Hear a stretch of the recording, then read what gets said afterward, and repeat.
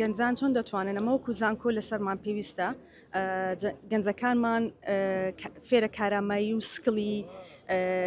بازاری کار بکەین لە ماوەی ئەو 4 ساڵەمەوەکو بەشی بازارگەرینی و دەوڵەتی و زمانەکان قوتابیەکانمان لەسەر و ئەساسە پەروەردە دەکەین دیدگا و ئەوەی بەش وایە دائیمەن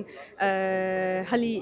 ئەو سکڵانەیان پێشکەش دەکەین لە بۆی قوتابیان لە کۆتایی دەرچوونیان لە دوای 4 ساڵ خوێندنیان بتوانن هەلی کار بەدەستبێنن خاوەنی بزنسی خۆیان بن وابزانام ئەو لەو پۆینتە ئەگەر سەیری بکەین ئەوە یەک لە سیاسەتەکانی حکوومەتی هەرێمی کوردستانە کە دائیمەن سەپۆرتی و ئەوانە دەکات کە گەنجەکان لە دوای تەخەڕوت تاویان لە دەستی حکوومەت نەبێتن خۆیان بزنسی خاوەن ببنە بزنسی خۆیان و لەو لایەنەشەوە دەتوانن یارمەتی حکوومەت بدەن بەڵێ ئەمن دەتوانن باسی گەنجەکانی کە لە زانکۆ ئێمە وەکو مامۆستایان پەروەردەیان دەکەین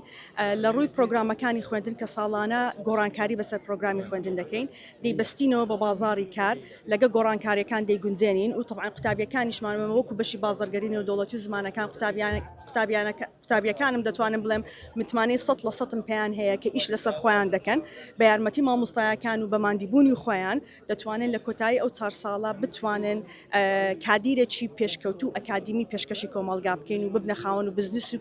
یان لەو شوێنێک کە کاری لێ دەکەن جێدەستیان دیار بیتن.